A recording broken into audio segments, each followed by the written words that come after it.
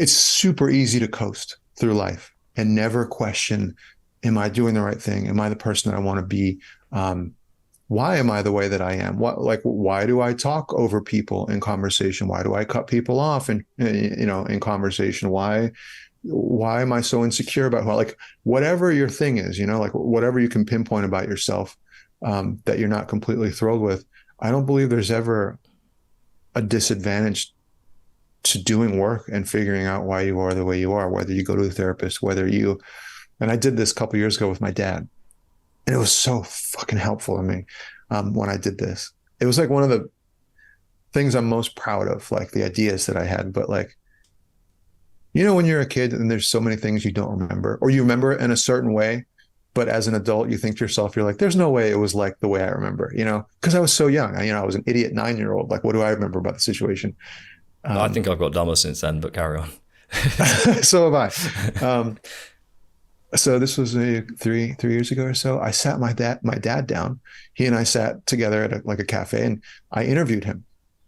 And we went through the years, and he looked a little like labored. He was just like, oh, Jesus Christ, we got to talk about, this divorce with your mom that I went through decades ago. But he helped me as much as he could. He was like, this is what the summer of 1984 was like, and this is where I was, and this is what my life is like. And it was really, really heavy and really emotional because, my dad is my hero. And I remember my dad being like this invincible figure in my life growing up. And that's why he was my hero, because he was kind and he was humble, he was modest, but he was also strong and invincible. And I learned through those conversations with him that he wasn't. That he was going through some really crazy shit that I would have never been able to wrap my brain around as a kid. And it really made me appreciate his journey more. God, I feel like that's underselling it, the way I'm describing it now. It was a moving experience to sit there and write down what my dad, and I would dictate it, I would write it down in 2 pages and pages of notebook paper. And this was like a 2-hour conversation I had with my dad, just a timeline about what he was doing, how he was feeling, what he was going through. And it was such an awakening. And I like how it changed me now, how it made me who I am now in 2023. I don't know if I can tell you, but I can tell you that it was enriching and it was moving, and it gave me a new appreciation for one other thing in my life that was already important to me, but now I can appreciate on a whole nother level. So, if anybody's listening out there, I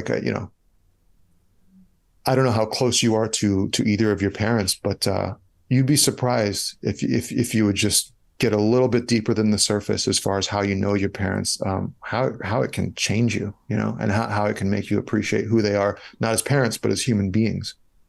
Yeah, I certainly think the understanding yourself thing, I think you can in my head, I can almost prove to myself why it's important. For the record, I was sort of playing devil's advocate a bit in terms of not, when we're talking about not sort of understanding or just pushing forward. But although I do think there is in some ways benefits to just cracking on. But I found so for example, I feel like when I was younger, I could watch a sad part in a movie. And when you're young, you obviously you picture when you're a younger person, or you think of a younger person, like a kid. You picture someone that's a lot more emotionally volatile, a lot more kind of vulnerable than that. But I would never be particularly upset or affected by the sadder part in a movie, for example, when someone dies or when something horrible happens. Whereas now, if there's a sad moment in a movie, I feel myself I feel it, and I think it's because I can relate to in some way what is happening through my experience or whatever, and through kind of understanding, having some understanding of myself to then project that onto whatever I'm watching.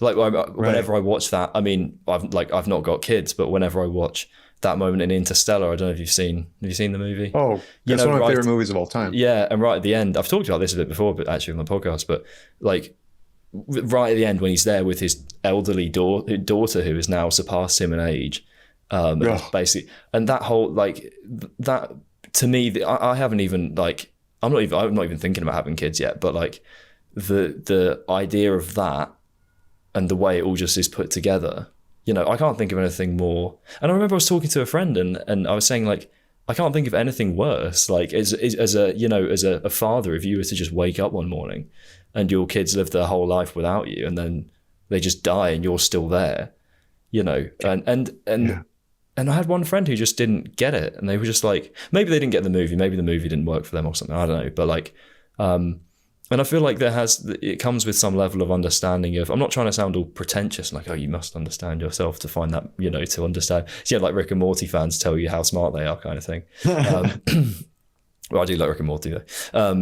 And I feel like I feel like I empathize better now with things like with movies and with music as well. There are moments in music where I feel like that ties to something that I, you know, in theory, I should be more emotionally stable and with it now than when I was 10. But I still, now, when I watch a sad moment in a movie, I'm like, oh, fuck, that's felt that, you know? It's like, you know what it's like? It's like the kid who grows up, the kid who like loves the most dangerous roller coasters, you know? And then they come of age and they, you know, they're a 20-year-old or 25-year-old, and they can't stand roller coasters, you know, because they can wrap their head around the stakes. They understand enough about the world to know that, like, oh, well, this is really dangerous. And if something slight goes wrong, I could die and be exploded into a bunch of pieces when I hit the pavement. I feel like it's like a distant cousin of the effect that you're talking about. But how weird would it be though, if it was the opposite? Wouldn't that be weird if you were like, I think it's very healthy. What you're describing is very healthy and very normal to be like that, you know, because it would be ass backwards if it were a case of you being like really emotional as a kid, and then you all of a sudden getting older and watching, you know, a really moving scene, or maybe something dramatic happen in your life and you're just stoic about it, you know, like that's the opposite of being a vulnerable human being, which I believe is the healthiest possible thing for a person. It's just opening yourself, being vulnerable to whatever comes your way, whether it's something in your life or a movie that makes you cry.